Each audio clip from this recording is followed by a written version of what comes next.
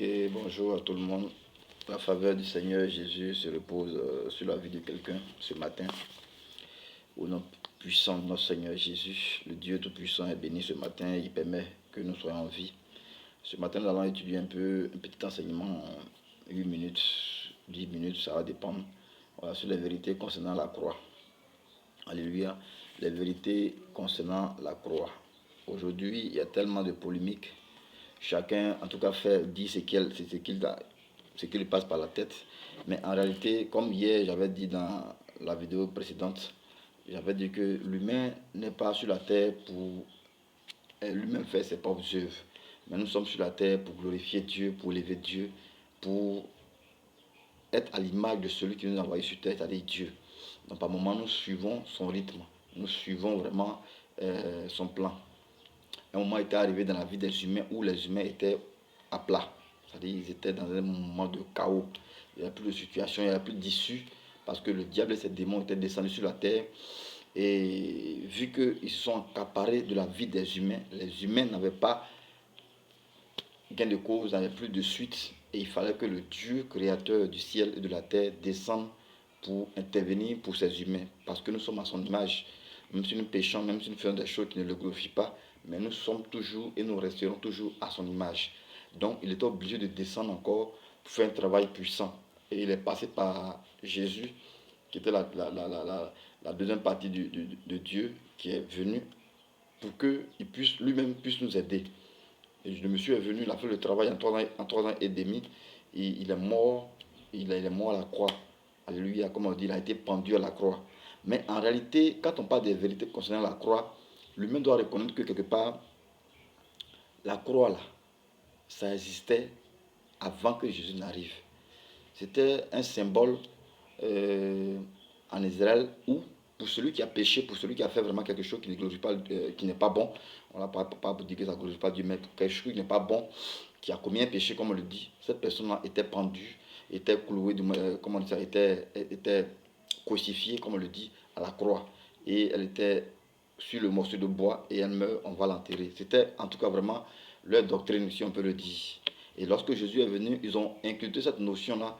Pourquoi? Parce qu'ils disent que Jésus aussi a péché, qu'il est une mauvaise personne. Donc il fallait que cette image-là vraiment lui soit également attestée. Donc ils sont allés avec le monsieur, ils l'ont pendu à la croix. Donc ici, la croix est un endroit de punition en fait. C'est un endroit de condamnation. C'est un endroit en tout cas vraiment d'ordure, si on peut dire. C'est là-bas qu'on va déverser ceux qui ont fait le mal. Voici un peu en termes spirituels la définition de la croix. C'est un endroit de punition. Voilà, de punition, comment on dit ça? Un endroit de condamnation. Lorsque tu commets un péché, on t'envoie là-bas et on te cloue là. C'est un endroit vraiment qui n'était pas plaisant. Voilà, la croix n'est pas un endroit plaisant au point où on doit charger cela pour faire de cela une adoration. Non. Mais en réalité, nous on reconnaît que la croix est un endroit de punition.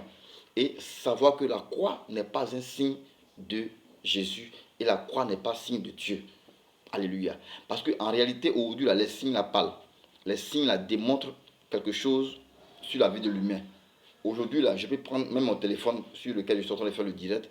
Je peux prendre le téléphone, je peux le mettre là et je peux commencer à faire des sacrifices sur mon téléphone en lui offrant du sang de poulet, d'agneau, tout ça. Vous allez voir qu'en 2 ou 3 jours, un démon va venir se mettre derrière le téléphone pour pouvoir exécuter maintenant mes paroles. C'est comme ça se passe. Donc vous allez voir que quand vous vous conformez à une image, cette image, ce n'est pas elle qui va vous donner ce que vous voulez, mais il y a un démon qui va se mettre derrière l'image pour travailler. Dieu n'est pas une image, mais Dieu est une force. Dieu est une doctrine. Donc ici, vous devez savoir que l'image de la croix n'est pas un signe de Jésus.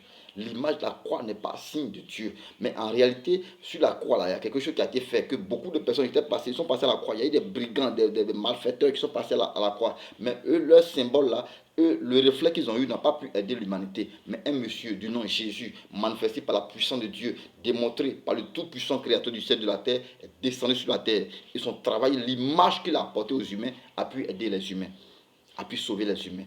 Donc aujourd'hui, ce que nous devons savoir, quelque part, en esprit, les images, les symboles, là, ça attire un esprit. Ça attire un esprit. Un symbole, une image peut attirer un démon vers toi. Donc en réalité, sur la croix, dans la crucifixion de Jésus, ne regarde pas seulement le morceau de bois pendu, non, mais regarde plutôt ce qui a été fait à cette croix-là.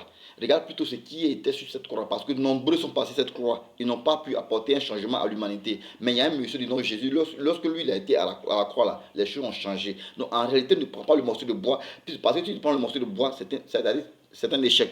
Tu échoues carrément, puisque plusieurs sont passés par là. Donc tu échoues. Mais prends plutôt l'image de celui qui a fait ce sacrifice ce jour-là. L'image de celui qui a été pendu sur ce sacrifice ce jour-là. Tu verras que cette crucifixion-là te fera du bien.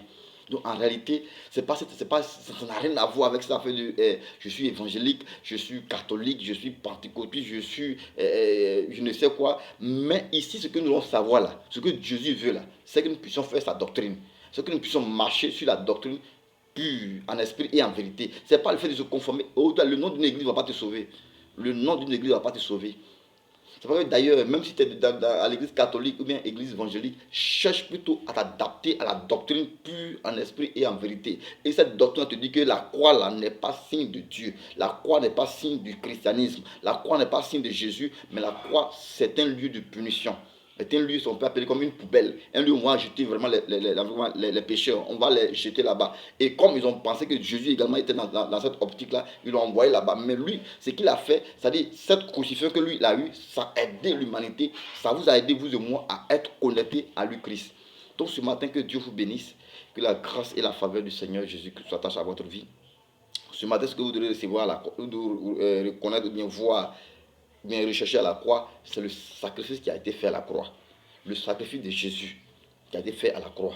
Alléluia. C'est à ces choses que vous devez vous attacher. Il y a le sacrifice de Jésus, il y a le nom de Jésus qui est un nom au-dessus de tout autre nom.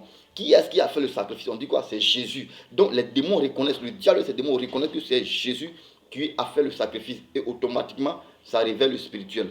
Automatiquement, ça change les choses.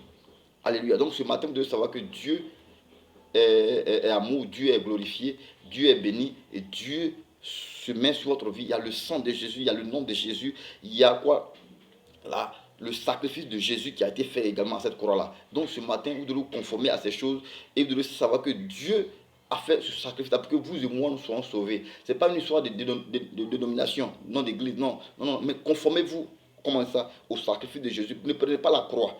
Prenez plutôt celui qui a fait le sacrifice, c'est-à-dire Jésus. Prenez plutôt son sang, prenez plutôt son nom, prenez plutôt le sacrifice qui a été fait et vous allez voir que votre vie sera dans l'adoration pure, en esprit et en vérité. Donc ce matin, que la grâce et la faveur du Seigneur se reposent sur votre vie. Ne chargez pas cette affaire de croix là. Ne chargez pas là. Ne priez pas une croix. La croix ne peut pas vous sauver. Mais prenez plutôt le symbole qui est sur la croix. Ça dit quoi? L'image de Jésus. Prenez quoi? Le sang de Jésus. Prenez plutôt le sacrifice de Jésus. C'est en cela que votre vie sera édifiée. Votre vie sera bénie. Donc que la grâce et la faveur du Seigneur se reposent sur votre vie. Nous allons continuer cette prédication, cet enseignement là dans une autre vidéo. Mais on va terminer cela pour que vous puissiez comprendre que d'abord, l'humain ne doit pas s'attacher à l'image, au morceau de bois pendu. Non, la croix, c'est un morceau de bois. La croix n'est pas un endroit bon, n'est pas un endroit vraiment qui est aisé. C'est un endroit de punition, un endroit vraiment de condamnation. Donc, quand tu charges la croix sur ta tête, quand tu charges la croix sur toi, tu verras que quelque part, c'est comme c'est une condamnation que tu mets sur toi. Mais il y a une image spirituelle que tu dois charger, qui est l'image de Jésus, qui est la puissance du Saint-Esprit, qui est l'image de Jésus, le sacrifice de Jésus. C'est en ces images-là que tu verras que ta vie sera sauvée. Donc, ce matin, pour voir comment est-ce que Jésus te démontre les signes de Jésus là. Il y a la puissance de Dieu, il y a le Saint-Esprit, il y a le nom de Jésus. Ah, c'est les signes du christianisme. Quand on dit voici le christianisme, les signes qui accompagnent le christianisme, il y a le nom de Jésus, il y a la puissance de Dieu, il y a le sang de Jésus, il y a le sacrifice de Jésus. Quand tu